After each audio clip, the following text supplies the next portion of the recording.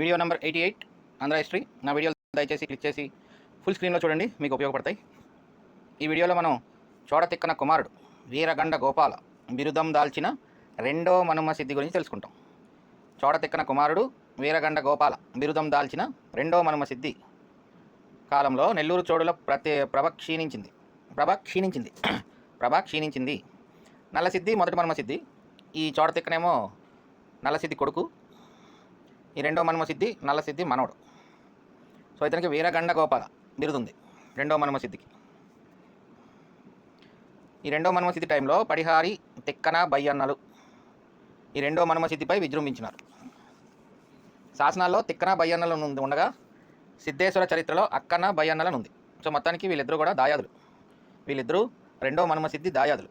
అంటే తిక్కన అంటే మళ్ళీ మన తిక్కన కవి గురించి కాదు, తిక్కన బయ్యన, ఈ అక్కన బయ్యన వాళ్ళిద్దరూ ఈ చోడ తిక్కన కొడుకు రెండో మనుమ సిద్ధి యొక్క దాయాదులు అనమాట. సో వాళ్ళు అటాక్ చేయడం జరిగింది. రెండో మనుమ సిద్ధిని పారదోలి వీరు నెల్లూరు సింహాసనం ఆక్రమించారు. ఎవరు? అక్కన, బయ్యన. మొత్తానికి రెండో మనుమ సిద్ధిని పారదోలేశారు, అక్కడి నుంచి పంపించారు, నెల్లూరు సింహాసనం నుంచి పంపించారు. ఇదే సమయంలో వైదంబాధీశుడైన రక్కెస గంగుడు మనుమ సిద్ధి యొక్క రాజప్రతినిధి అయిన గంగయ్య సాహినిని పారదోలి కడప ప్రాంతం ఆక్రమించారు. ఈ గంగయ్య సాహిని కంట్రోల్లో కడప ప్రాంతం ఉండేది. ఈ రక్కస గంగుడు అనే అతను ఈ గంగయ్య సాహినిని పంపించేస్తాడు. గంగయ్య సాహిని రేపు కాకతీయుల టైంలో మనకి గజసాహిని, అశ్వసాహిని అనే రెండు పదాలు వస్తాయి. గణపతి దేవుడు ఇద్దరిని పెళ్లి చేసుకుంటాడు.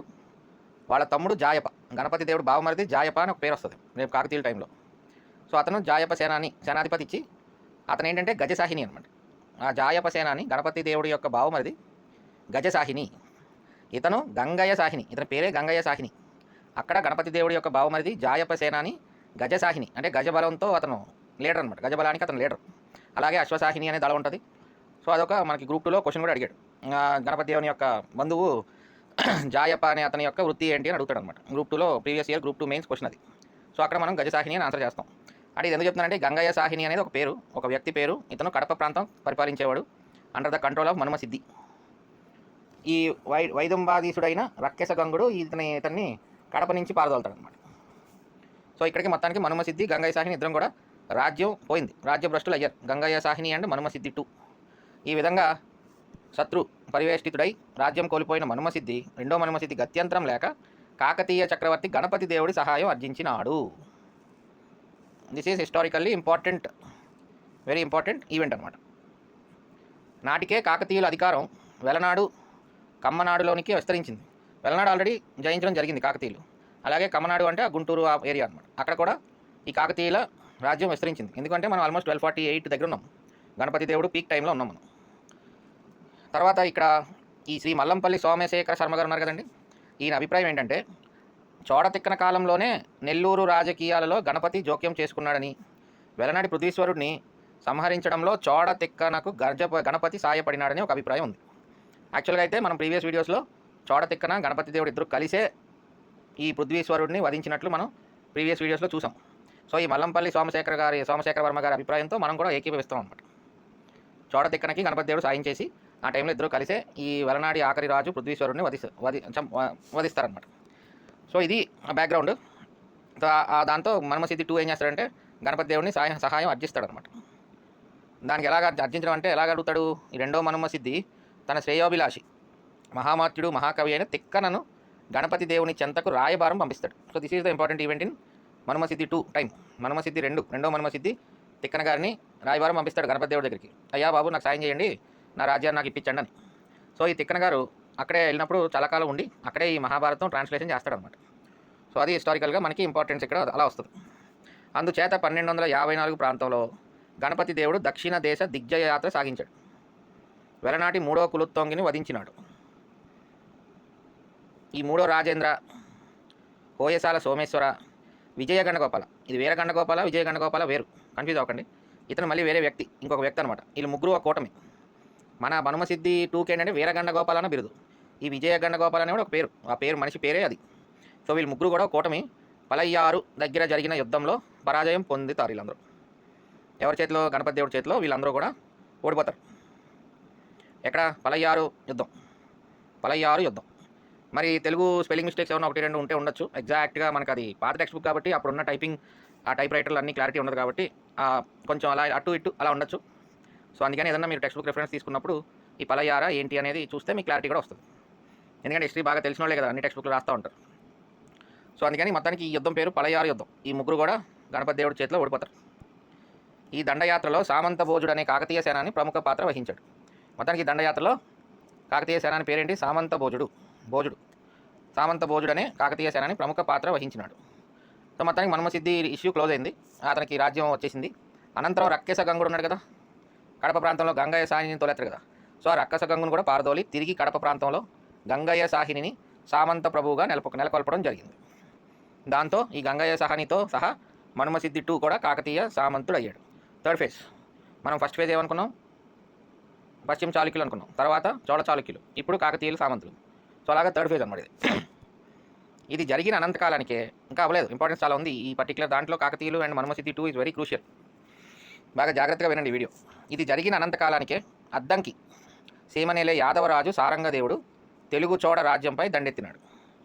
అతన్ని ఓడించి మనుమసిద్ధి 2 సైన్యాలు అతన్ని అశ్వదళాన్ని సంగ్రహించినట్లు తిక్కన తన నిర్వచనోత్తర రామాయణం నుండి తెలుస్తుందన్నమాట. ఈ సారంగదేవుడిని ఓడించి మనుమసిద్ధి 2 సైన్యాలు అతని అశ్వదళాన్ని, ఎవరిది? సారంగదేవుడు, యాదవరాజు సారంగదేవుడి యొక్క అశ్వదళాన్ని సంగ్రహించినట్లు తిక్కన గారి నిర్వచనోత్తర రామాయణం నుండి తెలుస్తుంది. మనం ఇలాగ చదువుకుంటూ ఉంటే రేపొద్దున నిర్వచనోత్తర రామాయణం ఎవరు రాశారు అంటే తిక్కన అని మనకు గుర్తు రాకుండా ఉండదండి ఇంకా. అలాగే కేయ బాహురు చరిత, కేతన, దండి, దశకుమార చరిత్ర అలాగే మనకి నోట్లో తిరుగుతూ ఉంటాయి. మనం నోట్స్ రాసుకున్నప్పుడు, మనం టెక్స్ట్ బుక్ అలా చదువుతున్నప్పుడు ఆ రివిజన్ పడతా ఉంటే ఇంకా ఆటోమేటిక్గా అలా గుర్తుండిపోతూ ఉంటాయి అన్నమాట. సో అది తిక్కన గారి నిర్వచనోత్తర రామాయణం నుంచి తెలుసుకున్న విషయాలు. తర్వాత 1260 ప్రాంతంలో కనిగిరి సీమలోని ఎర్రగడ్డపాడు అధిపతి అయిన కాటమరాజుకు మనుమసిద్ధి 2కి పుల్లరి గురించి యుద్ధం జరుగుతుంది. ఎవరికి? కాటమరాజు. ఇక్కడ కాటమరాజుకి మనుమసిద్ధి 2కి పుల్లరి గురించి యుద్ధం జరుగుతుంది.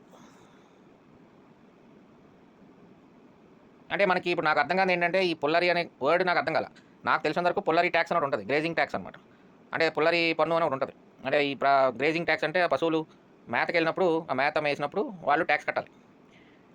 సో మరి ఇక్కడ పుల్లరి గురించి యుద్ధం జరిగిందంటే కాటమరాజు అనే అతను ఏమన్నా పశువులు కాపరో మరి అలాంటి గ్రూప్ వాళ్ళు ఏమైనా ఉన్నారు. మరి అతనికి మనుమసిద్ధి 2కి ఎందుకు ఎలాగా ఏంటి అనేది క్లారిటీ లేదు టెక్స్ట్ బుక్లో.